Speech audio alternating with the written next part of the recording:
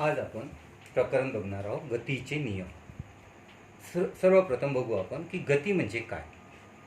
तर एखादी वस्तू आपल्या सभोवतालच्या संदर्भात तिची जागा बदलवत असेल तर ती वस्तू गतिमान आहे असे आपण म्हणतो. हे झाड आहे आणि ही वस्तू या झाडाच्या जवळजवळ येत आहे, म्हणजेच या वस्तूची जागा बदलत आहे. किंवा ही जर वस्तू या झाडापासून दूर जात आहे, म्हणजेच या वस्तूची जागा बदलत आहे, म्हणजेच ही वस्तू गतिमान आहे. एखादी वस्तू आपली जागा बदलवत असेल तर ती वस्तू गतिमान आहे असं आपण म्हणतो. या प्रकरणामध्ये आपण काही संज्ञा पाहणार आहोत. पहिली संज्ञा आहे अंतर.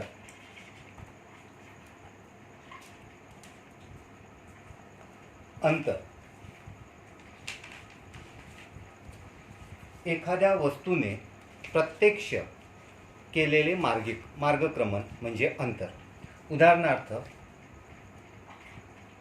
हा आरंभ बिंदू ए, इथून ही वस्तू सरळ रेषेमध्ये बी बिंदूपर्यंत जात आहे. ए बिंदूपासून बी बिंदूचं अंतर आहे 3 मीटर. म्हणजेच या वस्तूने कापलेले अंतर, प्रत्यक्ष कापलेले अंतर म्हणजेच 3 मीटर. दुसरं उदाहरण घेऊ आपण. हा आरंभ बिंदू ए आहे. इथून ही वस्तू सरळ रेषेमध्ये खाली येत आहे बी पर्यंत आणि बी पासून 90 अंशाच्या कोनामध्ये वळून ती वस्तू सी या बिंदूपर्यंत पोहोचत आहे. ए पासून बीचं अंतर आहे 3 मीटर. बी पासून सीचं अंतर आहे 4 मीटर. तर या वस्तूने कापलेले अंतर 3 मीटर अधिक 4 मीटर बरोबर 7 मीटर. तिसरं उदाहरण घेऊ आपण की मार्ग जो आहे तो वर्तुळाकार आहे.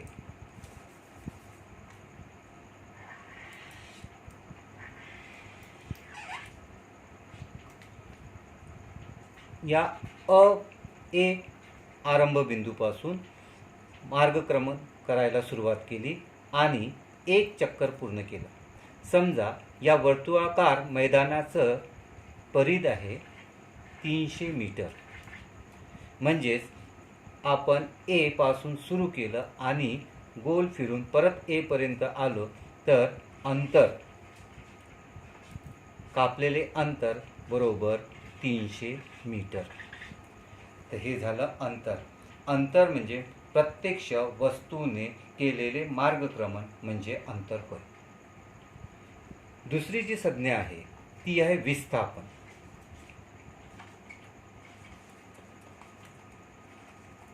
पहिली संज्ञा आपण बघितली अंतर, दुसरी आहे विस्थापन. विस्थापन म्हणजे आरंभ बिंदू आणि अंतिम बिंदू मधील कमीत कमी अंतर. पहिलं उदाहरण घेऊ आपण. वस्तू ए पासून बी पर्यंत जात आहे. ए हा आरंभ बिंदू आहे आणि बी हा अंतिम बिंदू आहे. आरंभ बिंदूपासून अंतिम बिंदूचं कमीत कमी अंतर. आता हा जो मार्ग आहे हा सरळ रेषेत आहे, त्यामुळे कमीत कमी अंतर सुद्धा किती होईल? 3 मीटर. म्हणजे या ठिकाणी विस्थापन सुद्धा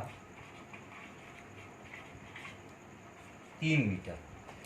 जर एखादी वस्तू सरळ रेषेमध्ये मार्गक्रमण करत असेल तर अंतर आणि विस्थापन समान मापाचे असतात.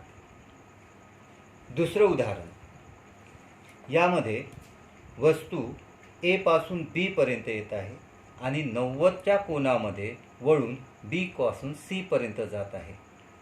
एकूण कापलेले अंतर ए पासून बी पर्यंतचं 3 मीटर, बी पासून सी पर्यंतचं 4 मीटर, एकूण अंतर 7.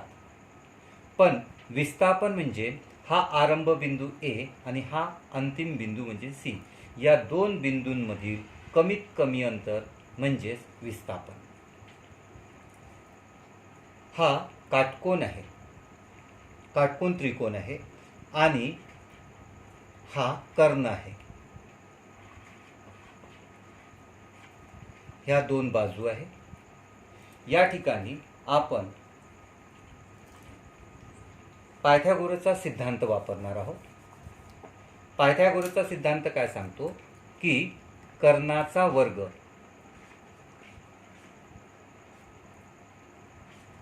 बरोबर पहिली बाजूचा वर्ग अधिक दुसऱ्या बाजूचा वर्ग. कर्ण आहे AC, AC हा कर्ण आहे. तर कर्णाचा वर्ग पहिली बाजू AB म्हणजेच ABचा वर्ग अधिक दुसरी बाजू BC म्हणजेच BCचा वर्ग. ACचा वर्ग बरोबर AB 3 मीटर म्हणजे 3चा वर्ग. BCचं माप आहे 4 मीटर म्हणजे 4चा वर्ग. ACचा वर्ग बरोबर 3चा वर्ग 9 अधिक 4चा वर्ग 16 म्हणजेच ACचा वर्ग बरोबर 25. AC बरोबर वर्ग काढला आपण, इकडे वर्गमूळ घेतला, वर्गमूळ 25 म्हणजेच 5 मीटर. इथे अंतर 7 मीटर आणि विस्थापन 5 मीटर.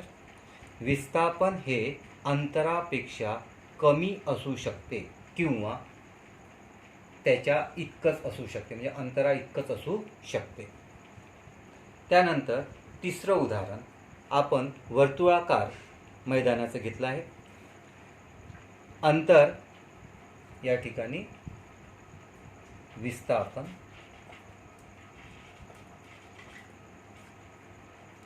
5 मीटर. तिसरं उदाहरण आपण घेतलं होतं वर्तुळाकार मार्गाचं. मार्ग वर्तुळाकार आहे. ए आरंभ बिंदू ए पासून मार्गक्रमण केलं आणि E पर्यंत येऊन थांबलं तर अंतर त्यांनी कापलेलं अंतर आहे 300. पण विस्थापन किती होईल? आरंभ बिंदूपासून एक पूर्ण मार्गक्रमण केल्यानंतर परत ती वस्तू ए पर्यंतच येते, म्हणजे आरंभ बिंदू आणि अंतिम बिंदू मधलं अंतर 0 आहे, म्हणजेच इथे विस्थापन झालं 0. विस्थापन 0 असू शकते, अंतर 0 नसेल पण विस्थापन 0 असू शकते. आज आपण ह्या दोन संज्ञा बघितल्या, अंतर आणि विस्थापन. अंतर म्हणजे प्रत्यक्ष वस्तूने केलेले मार्गक्रमण म्हणजे अंतर, आणि अंतिम बिंदू सुरुवातीच आरंभ बिंदू आणि आरंभ बिंदू आणि अंतिम बिंदूंमधील कमीत कमी अंतर म्हणजे विस्थापन होय.